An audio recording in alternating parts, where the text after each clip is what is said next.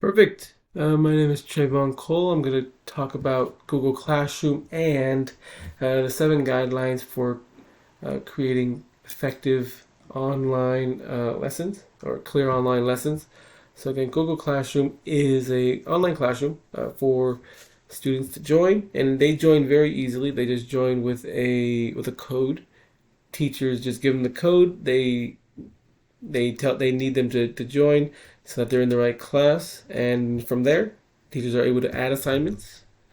They're able to add videos, content, add deadlines, add announcements that's going on in the class, and keep students in the loop with specific assignments that they need to complete.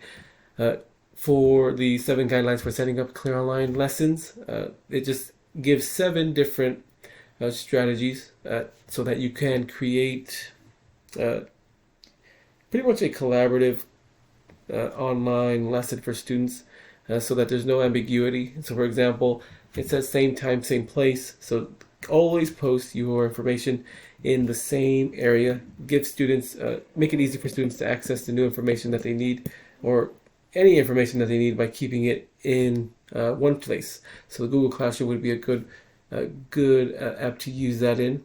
And also, it says to emphasize the date and remind and reinforce. So it's a good place to put reminders to let students know when things are due, when midterms are coming up, when a final is coming up, when an assembly is coming up, when a field trip is coming up. So it's always a good place. It's always good when you have all your students in one spot and are able to give all of them the same information, as long as they have access to the the app.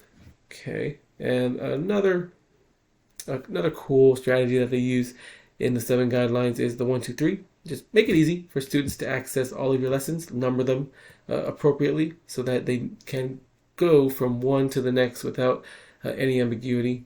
Link everything. So if there's a link that you need students to reach, but it requires a login, you might consider screenshotting the information on that link, just in case some students fall into some issues trying to join the link, but they can't because they need to sign up. And of course, including video. I think that's really powerful when you're able to include a video for students to view of past lessons, just in case they missed it. Uh, they'll give them an opportunity to see, or not see, but to review and catch up with information that they might have missed. So one of the benefits for this, oh, I'm sorry, one of the ways that I'll use this tool with my students is, again, if it would be just to post assignments and keep them in the loop with information, and letting them know if they're missing any content, they need any content, just either look in the past videos for where it might be, or just ask me directly. And it's very Google Classroom is powerful in that students and teachers have access to each other. So as easily as teachers can give information to students, students can ask questions to the teacher, and the teacher has an option, not an option, they have access to their classroom pretty much all the time because it can be linked to their mobile devices. So the strategies will benefit the students because they will have access to the teacher. They will have access to their grades instantly. So one of the cool things Google Classroom is making Google Forms, where it can give you an instant grade after you've completed a quiz or a test. And that's one of the ways that you can actually administer the test is through Google Forms. So Google has many different options that can be used for students to demonstrate their learning. And one of the ways is through digital formative tests and summative tests. And also linking grades with Google Classroom, I think is a big one. It takes a while to look at grades that students have of students' tests and link those to Aries, but it's a lot more convenient when you have these two apps working together and able to link together to form pretty much a gradebook for students. Okay, so that's why I think Google Classroom is very powerful in that way. One of the pitfalls would be if students don't have access to internet and they're using a hotspot.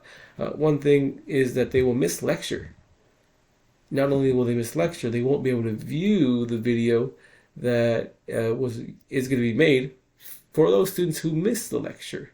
So one thing I could do to help with that is to, I think, have students come by once a week and give them the video recording of the lessons through, I think probably the best way would be through a little flash drive. Give them all 5 and have them have it on their computer where they could view it for the week. They might be behind a week, or if I pre-record them a month in advance, or not a month, a week in advance, they'll be pretty much current with the videos. Okay, so that's a solution that I think I could do. And if they're unable to do the assignments online because, again, they don't have any internet, as long as they have the device that the school provides, I can print out all of the activities that they would have to do. Some of them might be interactive activities. I would have to figure out a way to make them less interactive and put them on a pretty much on a paper format.